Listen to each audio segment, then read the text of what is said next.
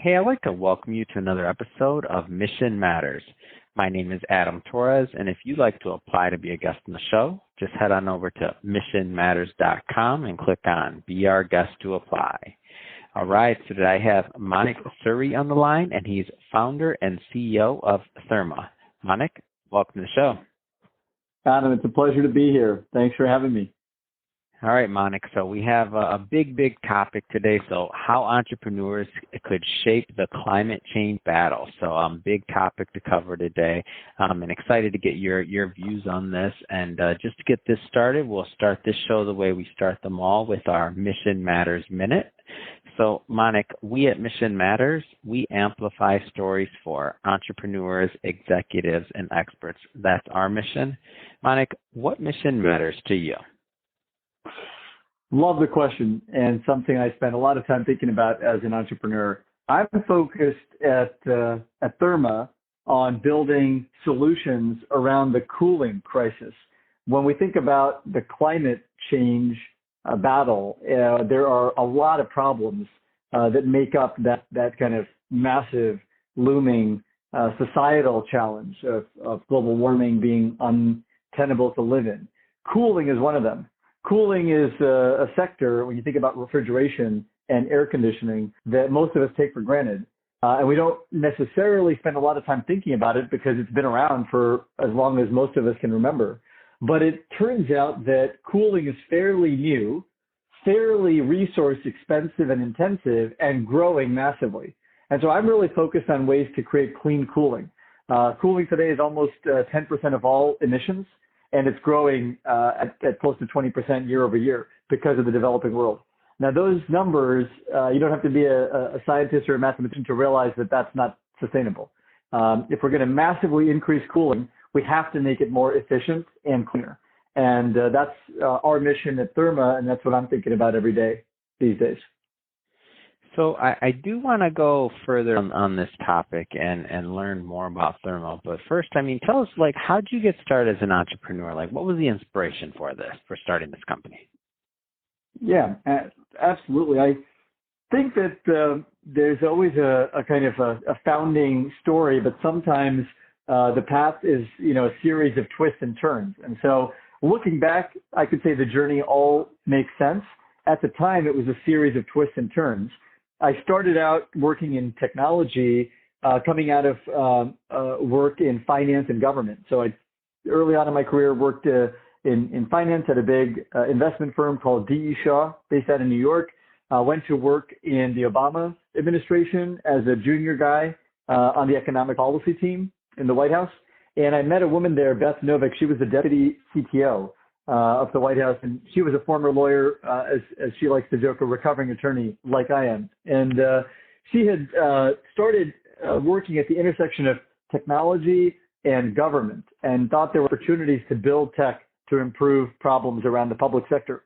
Beth Novick. And when Beth was giving a talk about a book she had written called The WikiGov, I listened to the talk, went to meet her, and realized, wow, this is a huge opportunity for those of us who want to build solutions to some of the big problems we face. And one of them was making government work and work better. That's how I got into tech. Fast forwarding a few years later, we had started a center together at NYU and MIT where Beth teaches. And I left to start a company. And this company was the precursor to Therma, focused on the food supply chain, trying to make compliance and regulation more efficient, more effective. The product, Co-Inspect, led us into refrigeration. Turns out that a lot of food safety and food quality has to do with temperature. And we started realizing that there was a big problem, not just in compliance and safety, but in climate and sustainability around the temperature and the refrigeration. And so Co-Inspect was our first product, and Therma, which is short for temperature, humidity, energy monitoring application, it was a sensor-based solution that we started working on a few years in. It turned out to be a much bigger problem. We hit the tip of the iceberg and realized, oh, wow, this temperature issue affects all kinds of people, and refrigeration is a big source of emissions. And so that's how I ended up moving into sustainability a few years ago in a kind of full-time way. We, in many ways, stumbled into the problem from the early work we were doing around compliance and safety in the food supply chain. I don't want to assume that everybody maybe understands kind of the opportunity or the challenge with, refrigerant emissions and just like the whole problem that you're aiming to solve. So maybe before we go further into thermo, maybe just tell us a little bit more about just the problem that's out there that you're looking to help make a difference in. Yeah, absolutely. To put it in as simple terms as possible, you got refrigeration, which is a huge sector of the economy. There are 90 million refrigeration units in the business world and 1.5 billion in the consumer world. Many people have fridges and freezers. And so when you say that, just to make sure I understand correctly, so when you say like big refrigerator units, whether it's at a store, a convenience store, like that's what we're talking about when we're talking about refrigeration or home or anything like that. Am I right? Exactly. It could be a McDonald's or a Marriott hotel or a convenience store. And Got it. Those are all customers and the types of locations we serve. The refrigeration units have three sources of waste. One is they go down because of power outages, equipment failure, and human errors. When they go down, they cause products to spoil. So that's problem one, product spoilage or food waste. And a lot of that's avoidable with good monitoring and good intervention. But because most of these units are not monitored, they're dumb, so to speak, they don't have real-time visibility, a lot of stuff gets wasted and thrown out. The second issue is energy. Refrigeration uses about 15% of all electricity in the U.S., which is a big number. It's one of the single biggest users of electricity. And when we think about climate and ways to reduce the climate crisis, we have to tackle the energy demand problem. And refrigeration is often run inefficiently. There's a lot of overcooling. Because people don't necessarily monitor real-time conditions, the model has been set and forget. You plug it in, you set a thermostat in the fridge, and you let it run forever. That leaves a lot of money on the table and leaves a lot of room for efficiency on the energy spend. And the third issue with refrigeration is that the chemicals that are used to make refrigeration work, they're called refrigerants. These chemicals are super warming. They are between 1,000 and 10,000 times more warming than CO2 in the atmosphere. And they get emitted when refrigeration goes down. And now we allow that regulation. The Environmental Protection Agency in the U.S. allows up to 35% refrigerant leaks a year for a piece of equipment. And refrigerants are fairly cheap. So there's not a lot of cost to leaking refrigerants at a business level, but there's a huge cost at a society level. And so those are the three things we're trying to work on: reducing food waste, energy waste, and refrigerant waste. In total, those three are big drivers of warming. And because refrigeration is big and growing really rapidly around the world, as developing economies want more refrigeration and cold chain, there's a huge need to make this space more efficient. So going a step further, so tell us a little bit more about the product and about Therma in general and how it works. Sure. We are building at Therma a technology solution that combines IoT, so Internet of Things sensors. These are essentially connected sensors that have the ability to turn a dumb asset into a smart asset. So taking a sensor and placing it wirelessly into an environment that historically has never been monitored allows people to see what's going on in real time. That's the first part of the Therma solution. IoT sensors that work wirelessly that you can drop in place. That's historically not been possible because the side of refrigeration units has an iron or steel wall that's blocked signal from getting out. It acts like a Faraday cage. So Wi-Fi and Bluetooth-based sensors can't get signal out.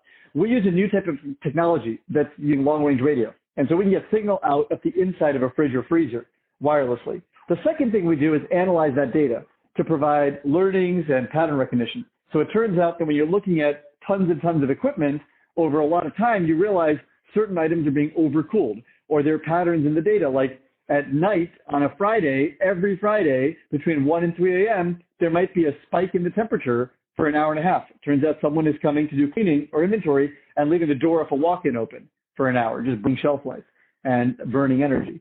And the third thing we're working on is controlling refrigeration, acting like a Nest thermostat, if you will, or a smart controller, being able to remote control to turn things up and down. That's important because it turns out that you don't need to run refrigeration the same way every single day, week after week.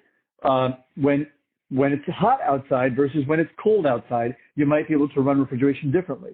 Depending on the energy pricing, You may want to run refrigeration more when energy is cheaper rather than when it's more expensive, or when energy is cleaner rather than when it's more expensive. So those kinds of intelligence, that type of intelligence, is not possible without solutions like Therma, without the ability to monitor, optimize, and control. And that's what we're trying to do.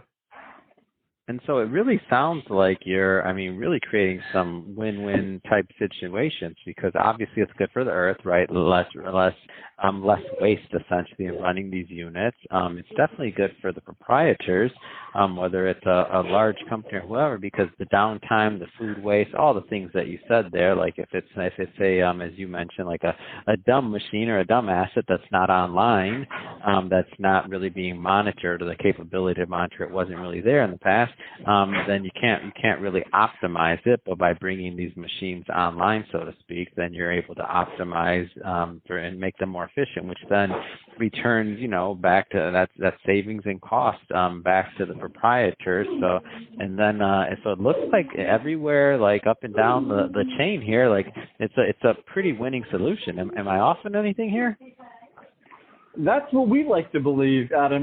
This is really designed to be a solution that's a no-brainer. It's meant to be a low-cost, easy-to-deploy, ROI-positive tech solution. And so the idea is you can save money and save the planet by aligning incentives. You can avoid product waste, avoid overcooling, and catch asset downtime. And all in the background, you're helping reduce emissions. I think we've been successful over the last 2 years with this approach, in the sense that we've gone from, a couple of proof points and 100 sensors to coming up on 10,000 sensors in the world, and trying to get that from 10,000 to 100,000 over the next turn of growth. And that's still barely scratching the surface. As I mentioned, there are 90 million refrigeration units in the business world. So even 100,000 sensors would be barely scratching the surface in terms of making that layer more intelligent. Yeah, that's great. It makes total sense. And what kind of response have you gotten? And congratulations, by the way, 10,000. That is to scale from hundreds to 10,000 in any business and anything. That's quite an accomplishment. So congrats on that. Number one. Number two, what kind of response have you gotten so far from the marketplace? Appreciate the kind words. Definitely building businesses and building organizations has some blood, sweat, and tears in it. I think we've been very excited by the response from many different segments of the market. We sell primarily to folks in the food supply chain, all the way up and down the supply chain, from the top of the chain, growers, brewers, folks that are on the farm, so to speak, all the way up to convenience stores, grocery, and then of course restaurants, hotels, amusement parks, casinos, anyone that has food being served and stored. We had great success with both national brands. We've signed a slew of logos from McDonald's and Taco Bell and Burger King, Pizza Hut and Domino's operators, to Marriott, Wyndham, and Hilton hotel operators, as well as folks in the supply chain, like UNFI, one of the largest food distributors in North America. And so we're seeing a lot of interest from these bigger companies. But what I'm most excited about is we've been able to serve the independent segment as well. Roughly 70% of our customers are small and mid-sized businesses with less than 10 locations, whether it's a corner bodega or a local pizza shop with a couple of locations or a food truck. And so the idea behind Therma was always to make this technology accessible and not just to serve the biggest companies. And I think what's been exciting to see in the last 2 years is we're able to target both national and regional players, but also serve independents. Oh, that's fantastic. What a great story, Manik, and awesome to meet you and to hear what you're doing, and wishing you much more continued success here. And that being said, if somebody's listening to this and they want to learn more about Therma, what's the best way for them to connect with you and your team? We'd love to connect. I appreciate that, Adam.